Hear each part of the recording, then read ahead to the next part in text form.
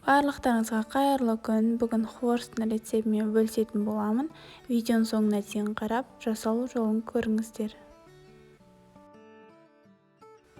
Ыдысымызға жұмыртқаны салып алып, оның үстіне шекер саламыз.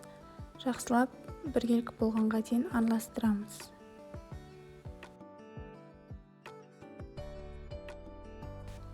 Енді үстінен ас содасы мен тұзды салып араластырып жібереміз.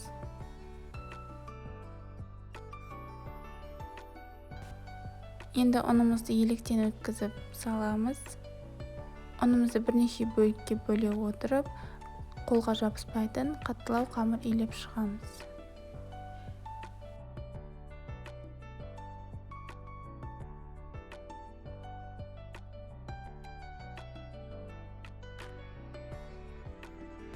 Міне біздің қамырымыз осылай қолға жабыспай шығу керек. Енді целлофанға салып 15-20 минутқа тындырып қоямыз.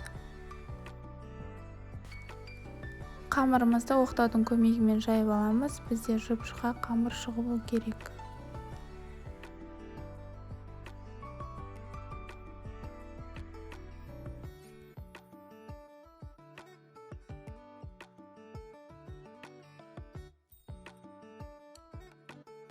Міне қамырымызды жайып алдық. Енді бізге 3 түрлі размерде арнайы кесетін дөңгелекшелер немесе үйдегі ыдыстарда болады. Сонымен 3 түрлі размерде кесіп шығамыз.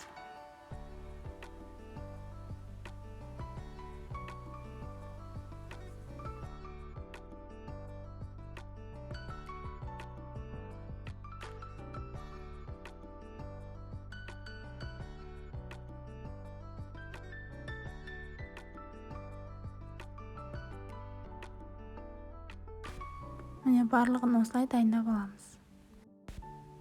Барлығы дайын. Енді үлкен 2 бөліктің жанындарын кесіп шығамыз. Яғни бізде гүл тәріздес болып шығу керек. Оны қаншалықты жиі, қаншалықты алшақ істеулеріңіз өздеріңіздің қалауларыңызға байланысты.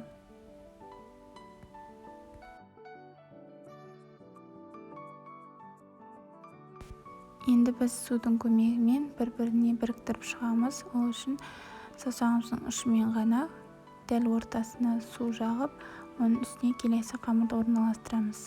Үшінші қамырды да дәл солай орналастырып қоямыз.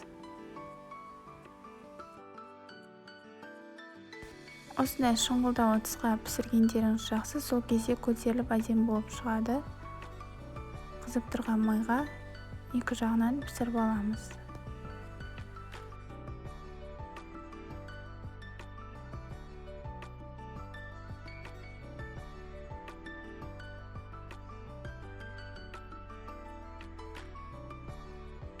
Піскен соң майы тартылу үшін қағаз сүлгінің үстіне орналастырыңыздар. Міне бізде дайын болды. Қалауларыңызға қарай қант ұнтағын сеуіп қойсаңыздар да болады. Қытырлақ өте дәмді болып шықты. Баршаңызға ас болсын.